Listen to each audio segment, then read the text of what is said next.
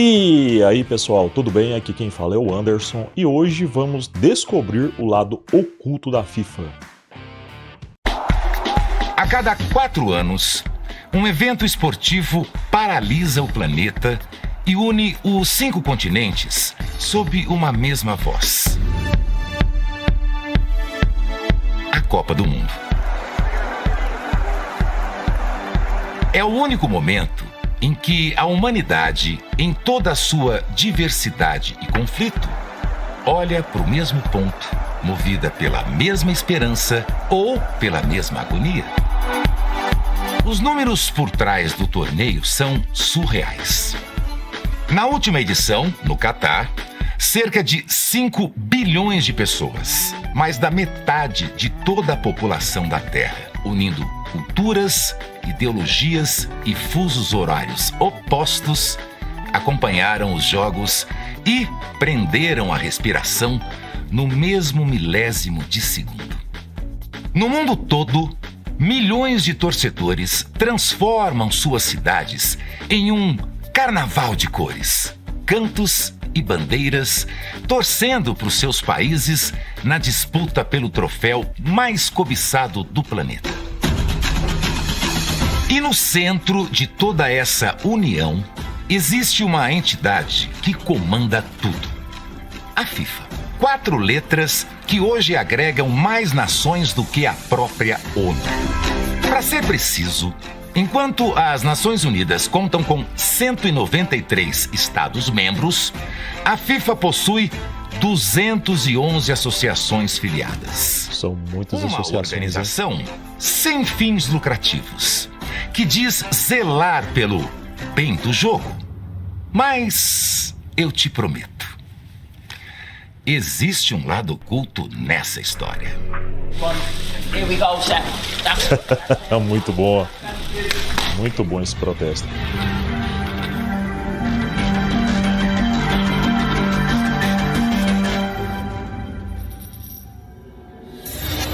Não esqueça, é novo aqui no canal, curte pra caramba o conteúdo, beleza? Já se inscreva, ative o sininho de notificação para receber todas as notificações aqui do canal, porque sempre quando a gente lançar um vídeo novo ou se formos, né, começar lives aqui no canal, o YouTube te avisa. Deixa seu like aí, porque isso nos ajuda pra caramba. Precisamos do seu like, beleza? Precisamos da sua inscrição e vamos lá, vamos ver o lado oculto da FIFA. A entidade esportiva mais poderosa do planeta, antes de se tornar um império bilionário, vamos descobrir de fato o que a FIFA esconde de nós. Criada por um idealista amante do futebol que queria democratizar o jogo, a FIFA teve uma origem quase rebelde. Se eu não me engano, a FIFA ela surgiu no dia 21 de maio de 1904 na França e foi um repórter que criou ela, né? Dia 21 de maio de 1904, um jovem jornalista francês, Robert convocou representantes de 7 nações europeias para uma reunião. Bélgica, Dinamarca, França, Holanda, Espanha, Suécia e Suíça. Um total de não 7, eram as maiores potências do futebol, mas tinham algo em comum: nacionais europeias. Independência. Todos estavam inconformados com o monopólio britânico da Football Association e naquele dia decidiram tomar as rédeas do esporte. Fundaram a Fédération Internationale de Football Association. Com isso, eles pretendiam, que traduzindo seria Federação Internacional de Futebol e Associados, ou Associação, né? Igual que ele disse, tirar o futebol das mãos de poucos e entregá-lo ao mundo. Era a assinatura Será que era esse mesmo plano? Futebol mundial.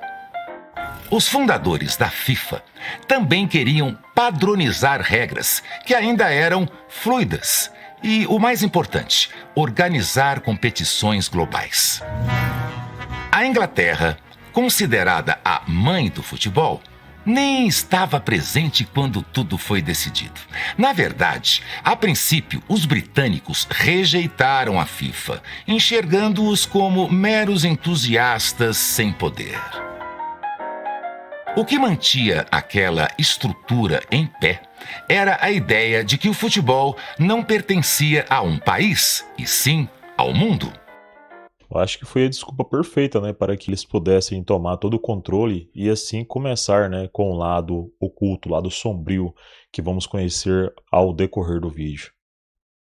Mas naquele início de século XX, a FIFA ainda era apenas uma promessa. A Copa do Mundo, que hoje paralisa o planeta, só ganharia vida em 1930, sob o comando obstinado Ou seja, do francês depois de 26 Jules anos, Rimet. né? Em reconhecimento ao seu trabalho, ele deu nome à primeira versão do troféu da Copa do Mundo, a Taça Jules Rimet. Taça Jules Rimet. Até O início de um 1974, a império. FIFA Sonho. operava de forma quase amadora em um escritório modesto com meia dúzia de funcionários. Até que surgiu um homem com um instinto de um tubarão corporativo e uma visão de expansão imperial. Um brasileiro, João Havelange. João Havelange. No livro Como Eles Roubaram o Jogo, o jornalista britânico David Yallop descreve a resposta que Havelange deu quando questionado. Abre aspas. O senhor se considera o homem mais poderoso do mundo?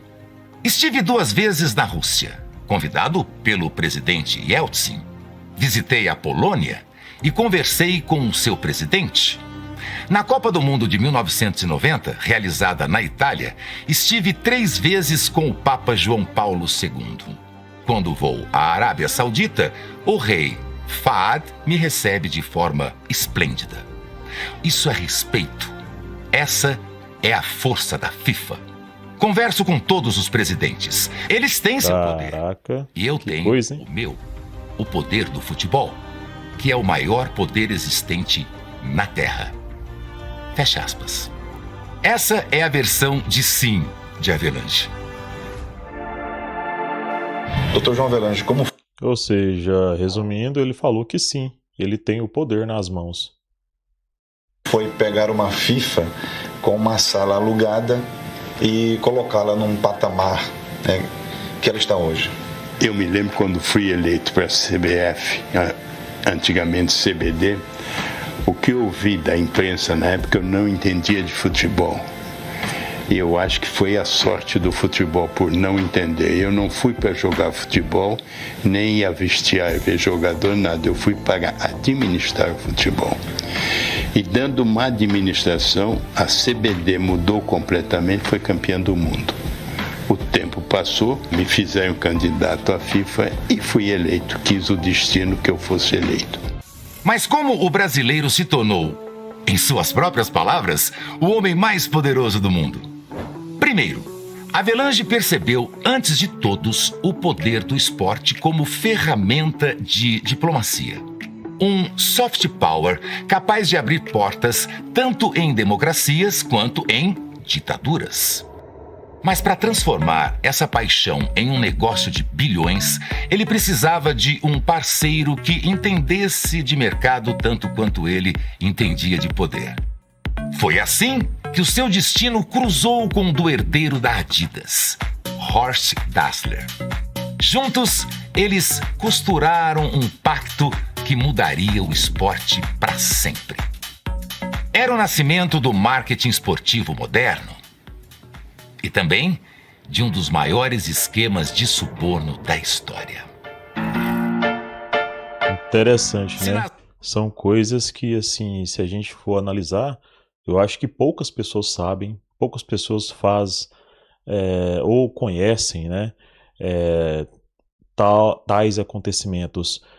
E assim, a gente percebe que de fato, né, infelizmente,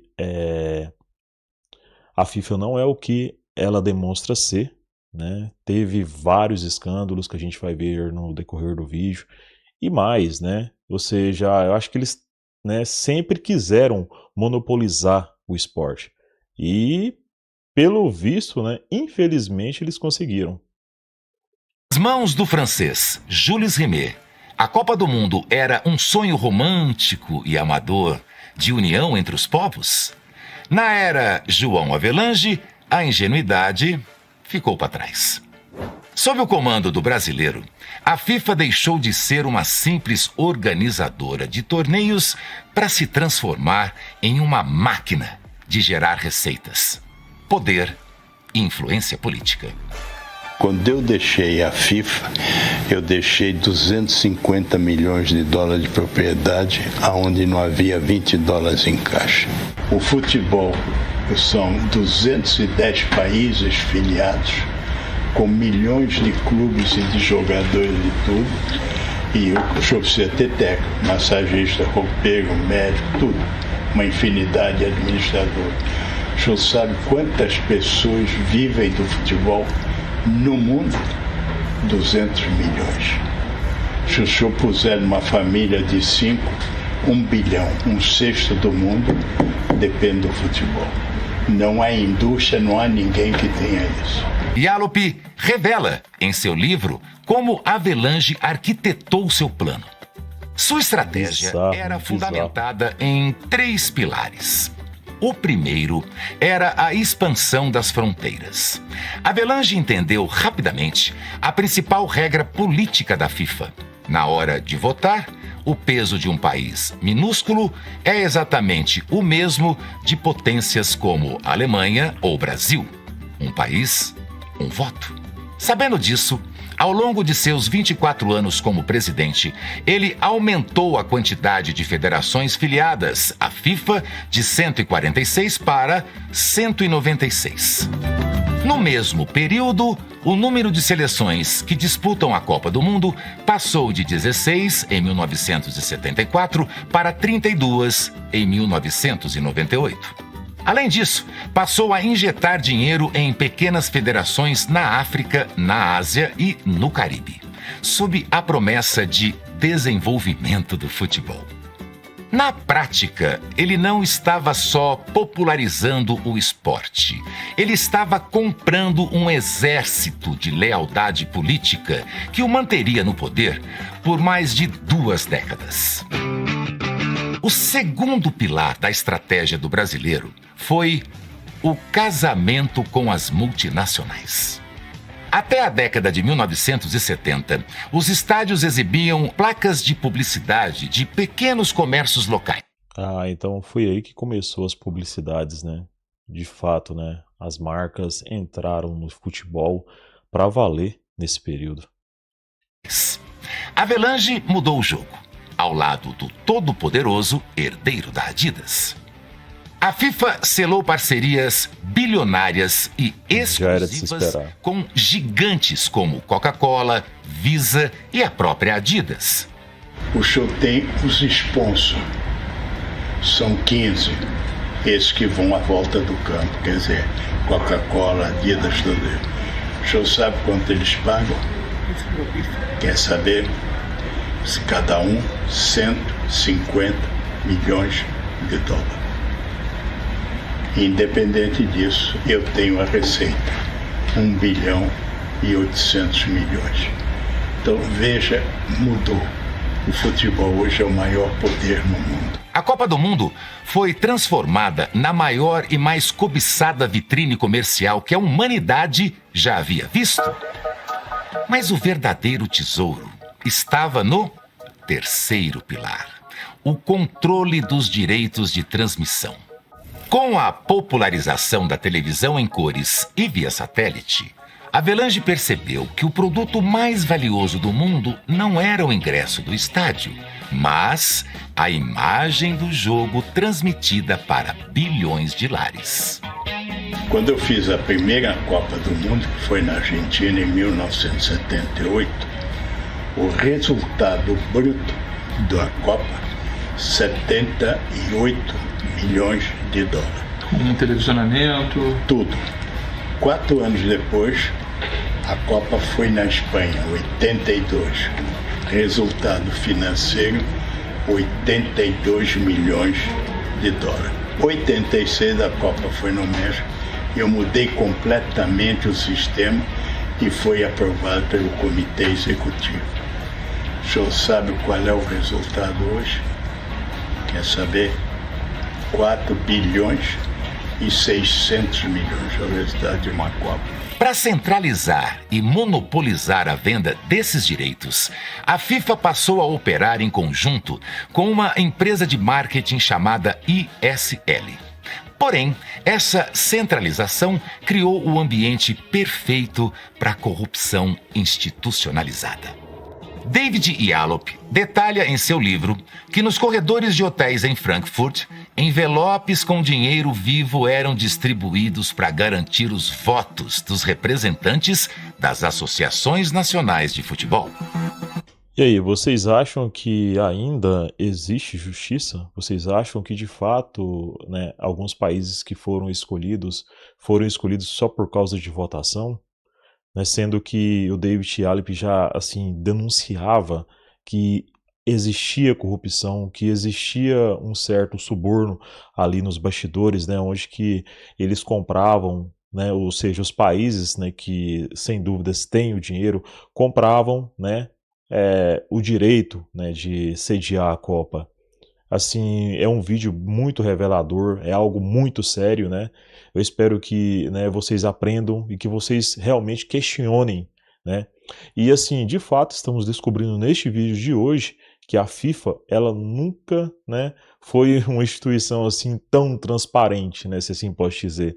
Porque assim, com certeza se for pesquisarmos, né, vamos descobrir várias coisas que de fato denunciam que existia sim muita coisa suja, né, dentro desta instituição. Foi ali que a FIFA deixou de ser uma federação esportiva para se tornar um sindicato de votos comprados para eleições de seu presidente e definição dos países sedes das Copas. O primeiro grande abalo sísmico deste esquema ocorreria em 2001 com a falência da ISL. O que a justiça suíça encontrou nos escombros dessa empresa foi um rastro de subornos que levava diretamente ao gabinete da presidência.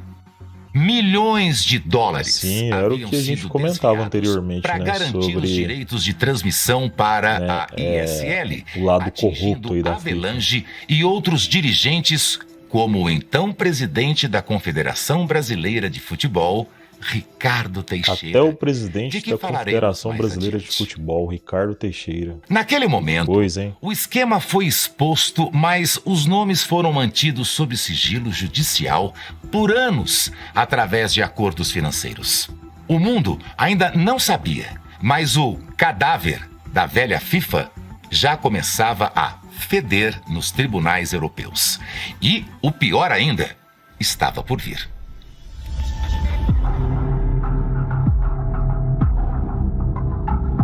Avelange construiu o império e pavimentou o caminho para o seu sucessor, o suíço Joseph Blatter, que refinaria o sistema de perversão a níveis industriais.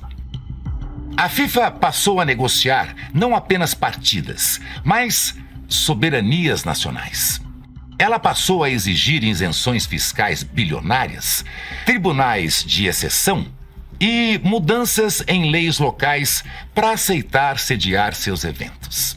Um exemplo foi a Lei Geral da Copa, no Brasil, aprovada em 2012.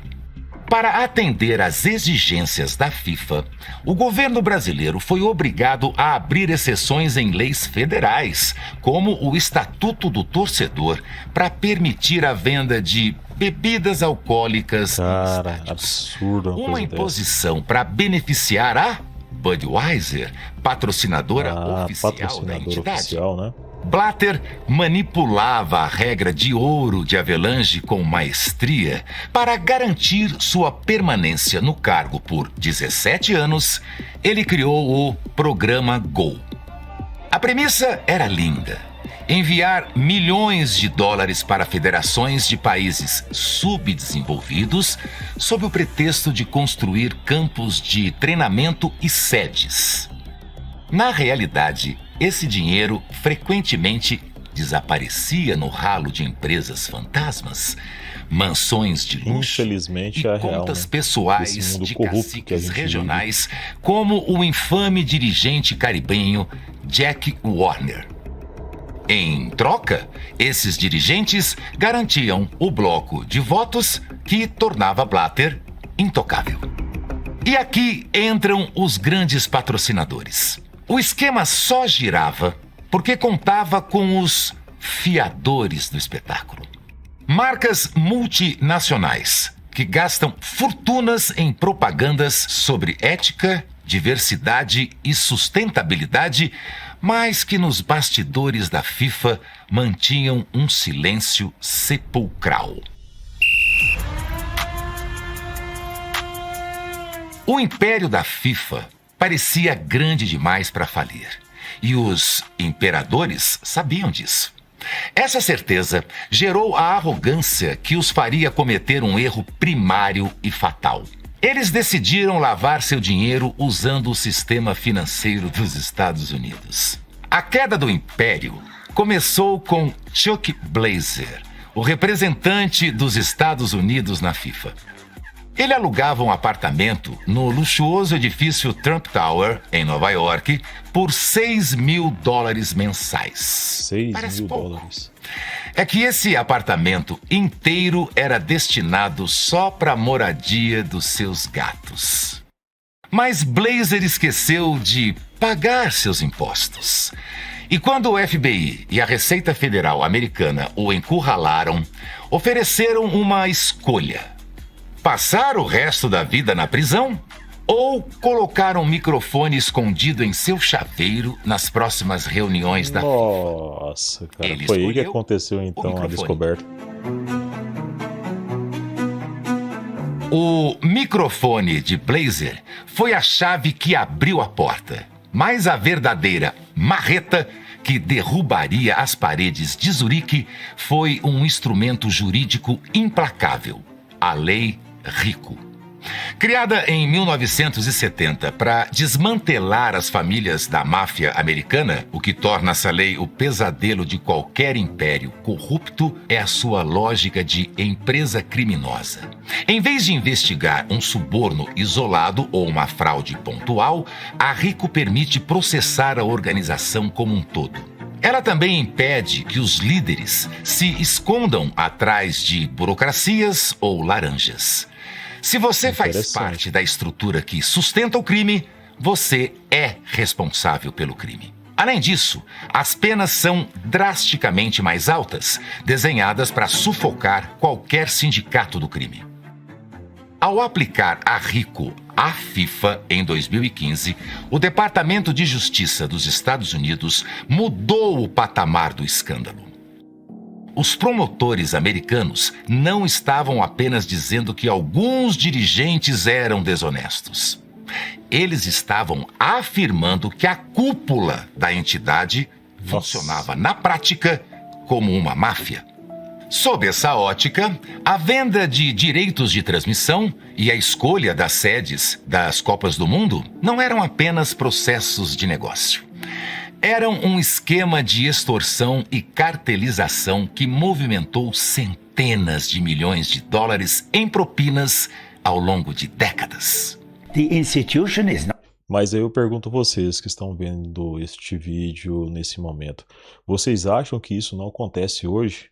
Vocês acham de fato que tudo o que está acontecendo nessa Copa é limpo?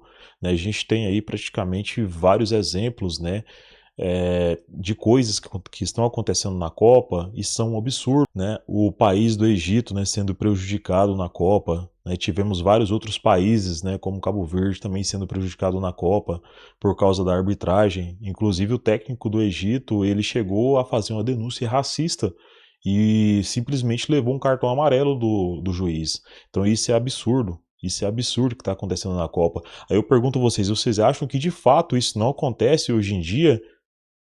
Está acontecendo. Infelizmente, né, muitos estão vendo e pensam que é normal. Gente, não é normal. Infelizmente, a FIFA é corrupta, né? Se assim posso dizer. E não sou eu quem fala Vocês estão vendo esse vídeo, estão vendo as imagens que estão sendo transmitidas, né, por emissoras de TV, vocês estão vendo o que está acontecendo. Fora, né, vários outros casos, né, que são importantes pra caramba, que acontecem, né, mas não estão ficando 100% nos bastidores, porque uma pessoa filma, outra pessoa filma, né, e assim, infelizmente, a FIFA, infelizmente, né, tende à corrupção, por incrível que pareça. Not corrupt. There is no corruption in football. There is corruption with individuals. There is not a general organized corruption. There's no corruption within FIFA? No, it is with people. The institution FIFA is not corrupt. People, they are in the FIFA, or they serve in FIFA. Poxa, se as pessoas que trabalham lá dentro são as corruptas, então a instituição é manchada por isso também.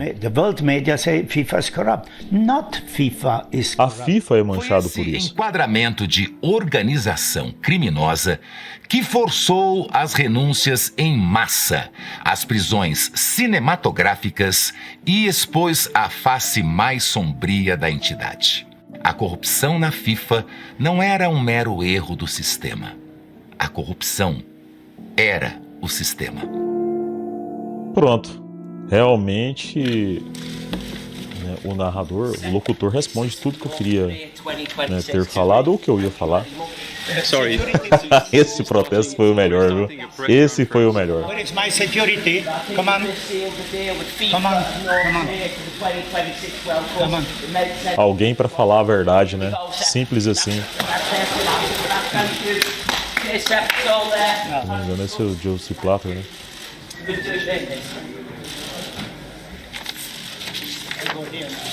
O cara ficou desnorteado, ele não sabia nem pra onde ia.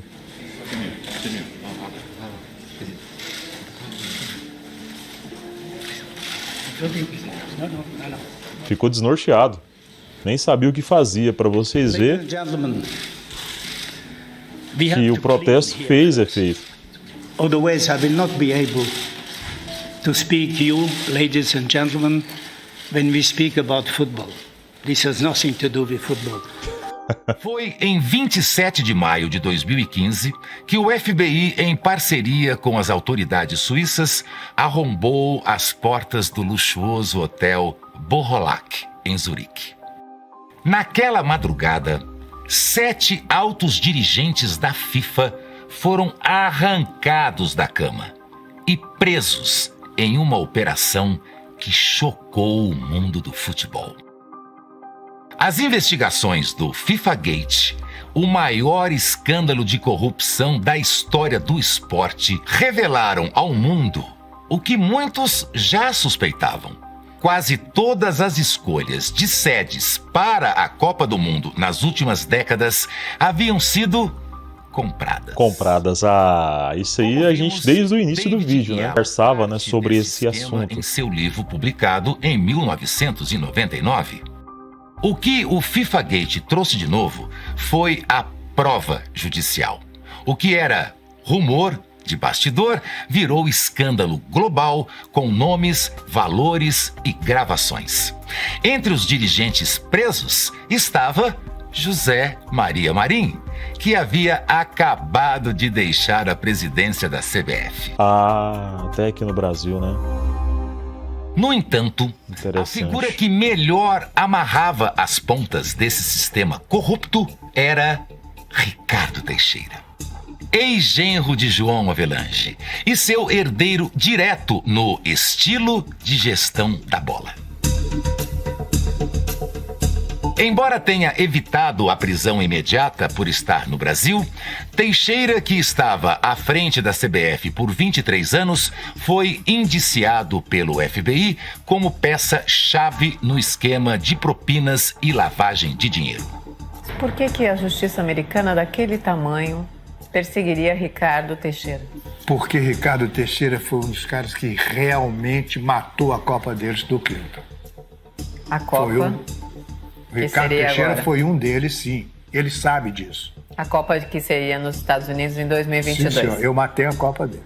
Os investigadores norte-americanos dizem que o Catar pagou propina para presidentes de confederações em troca de votos.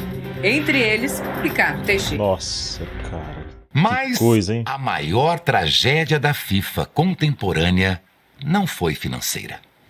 Foi humana. A FIFA aperfeiçoou uma das armas geopolíticas mais eficientes do século XX. O sports washing. A lavagem de reputação de regimes autoritários através do esporte. O laboratório perfeito aconteceu na Copa de 1978 na Argentina, enquanto o regime militar de Jorge Rafael Videla torturava e desaparecia com opositores a poucos quarteirões do Estádio Monumental de Núñez. Nossa, absurda uma coisa a dessa. festa do futebol passava ao mundo a impressão de que tudo estava em perfeita ordem. Na verdade, nunca está, né? Absurda Primeiro, a uma FIFA coisa trata dessa. de futebol, não trata de segurança nem de política. Isso refere-se ao país que recebe. Por outro lado, a FIFA tem que respeitar o governo da Argentina, que é constituído, respeitado, representado e foi reconhecido por todos os países do mundo, inclusive o nosso, que é o Brasil. Portanto, não vejo por que devemos modificar qualquer princípio diante de problemas políticos que possa haver internamente no país. 44 anos depois, a escolha do Catar para a Copa de 2022 também foi um grande exemplo de sports washing. A entidade que se promove sob o lema "Pelo jogo, pelo mundo", priorizou... Inclusive, se vocês quiserem, né, assistir, eu tenho um vídeo aqui no canal, onde que, né, eu reagi, né, a, né, um vídeo de uma pessoa, né, que realmente foi corajosa em fazer tudo isso, né, falando, né, como que estão os estádios lá no Catar, depois da Copa do Catar. Se vocês quiserem assistir, né, eu vou deixar aqui, né, na descrição deste vídeo, interessantíssimo pra caramba, e também, assim que esse vídeo terminar, né, é bem provável também que esteja do lado esquerdo ou direito, né, da tela de vocês, a indicação para que vocês assistam, para vocês verem como que está, né, os estádios atualmente lá no Catar. Vocês vão se surpreender, eu tenho certeza disso. O custo de infraestrutura superou os 220 bilhões de dólares. 220 bilhões de dólares. Mas o maior preço foi pago em vidas. Infelizmente. Mais especificamente, 6.500 vidas. Para erguer as catedrais espelhadas do futebol moderno no meio do deserto, a ditadura do Catar utilizou um sistema kafala, uma estrutura legal que atava o trabalhador imigrante ao seu empregador, confiscando passaportes e impedindo que mudassem de emprego ou deixassem o país. Uma forma maquiada e moderna de escravidão. Nossa, Milhares de jovens vindos de países miseráveis como Nepal, Índia e Paquistão perderam a vida sob o sol escaldante em alojamentos precários ou caindo de andaimes mal fixados. Enquanto os dirigentes da FIFA e os governantes catarianos brindavam o sucesso da Copa mais cara da história, famílias choravam sobre caixões de madeira que retornavam aos vilarejos pobres da Ásia. A propaganda feita durante a Copa do regime do Catar. E paramos para pensar nesse momento até onde que vai a ambição humana, né? E as famílias dessas pessoas que faleceram? Onde que os que faleceram chegaram lá, estavam no caixão de madeira, e as famílias chorando, né, sem, né, sequer, né, receberem apoio por tudo que aconteceu. E as famílias, como que estão? Até onde, né, vai a ambição humana? Onde não há eleições e nem partidos políticos, parece ter inspirado outra ditadura da região. A Arábia Saudita? A Arábia Saudita. Sob o comando do príncipe herdeiro Mohammed bin Salman, o país abriu os cofres do seu fundo de investimento público, um colosso financeiro com quase $1 trilhão. $1 trilhão. A missão oficial é diversificar a economia do país para o futuro pós-petróleo, no chamado projeto Visão 2030. A estratégia é simples: despejar uma quantidade de dinheiro tão absurda no mercado que qualquer resistência moral se desfaça instantaneamente. Foi assim que eles chocaram o mundo ao contratar Cristiano Ronaldo, Neymar, Karim Benzema para jogar em uma liga nacional que até pouco tempo era irrelevante. Com salários que beiram a R$1 bilhão por ano, R$1 bilhão os craques servem como garotos propaganda do regime. Além dos jogadores, os sauditas ainda compraram o tradicional clube Newcastle United, que joga na Premier League na Inglaterra. E a grande cartada, claro, não poderia deixar de envolver a FIFA. Em 2023, a entidade anunciou a sede da Copa do Mundo de 2034. A Arábia Saudita foi a única candidata. A FIFA arquitetou um processo de seleção tão repentino e com regras tão restritivas para outras confederações que, na prática, eliminou qualquer concorrência antes mesmo da disputa começar. Foi uma entrega de chaves com tapete vermelho. A ofensiva saudita escancarou uma enorme hipocrisia. A mesma elite esportiva, midiática e cultural que vive dando lições de moral, exigindo diversidade. Esse é o presidente atual da FIFA, né? Interessante. Brincar realmente também está envolvido aí, né, com vários escândalos, né, dessa instituição que para mim é suja, viu? Suja. Direitos das minorias e cobrando virtude do cidadão comum, assina contratos com um dos países que mais violam tudo isso. Aceitam o dinheiro de um regime teocrático absolutista, onde não há liberdade de expressão. Opositores políticos são silenciados. A homossexualidade é criminalizada e as mulheres vivem sob tutela rígida. Absoluto, né? A cartilha do politicamente correto desaparece como miragem no deserto quando confrontada com um salário de 9 dígitos.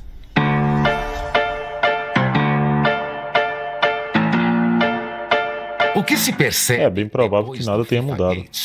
É que a polícia limpou a cúpula, mas o sistema sobreviveu intacto. Michel Platini, ex-presidente da UEFA, e o ex-presidente da FIFA, Josep Blatter, foram absolvidos das acusações de corrupção. A investigação durou 6 anos. Né? Mas o que Após o dinheiro 2 semanas de julgamento na Suíça, os dois foram declarados inocentes. Eles foram acusados por fraudes e suposto pagamento de propina. Quando o atual presidente da FIFA, o italiano Gianni Infantino, assumiu o comando, ele prometeu uma nova era de transparência e ética. Será que está vindo uma nova era de transparência e ética? É bem provável que não, né? Talvez só no papel, né, Gianni Infantino. A FIFA de hoje continua sendo um estado impenetrável dentro de outros estados. Gianni Infantino, presidente da FIFA, é acusado de tráfico de influência às vésperas da Copa. Que coisa, hein? Que coisa. Ela continua exigindo isenções fiscais bilionárias, enquanto as nações sede arcam com dívidas públicas monumentais. Talvez a realidade, hoje, seja que a FIFA não serve mais ao futebol. É o futebol que serve a FIFA. Interessante, pessoal. E é isso aí. Infelizmente, né, essa instituição realmente né, falha em ambos os sentidos, na verdade em todos os sentidos, né, se assim posso dizer. para vocês verem que, infelizmente, né, tem uma mancha muito grande, né, de corrupção dentro da FIFA e vários outros problemas. Mas é isso aí, pessoal, espero que vocês tenham gostado. Não esqueça, é novo aqui no canal, curte pra caramba o conteúdo, inscreva-se, ativa o sininho de notificação para você receber todas as notificações aqui do canal, porque sempre quando a gente lançar um vídeo o YouTube te avisa. Já é daqui, curte pra caramba o conteúdo, curte muito o canal, como assim com o Anderson, já deixa aí seu like, né, para nos fortalecer mais ainda, beleza? Compartilha esse vídeo aí com seus amigos e amigas, chama todo mundo pra cá. E é isso aí, vão indo nessa, não percam o próximo vídeo. Fiquem todos com Deus e até o próximo.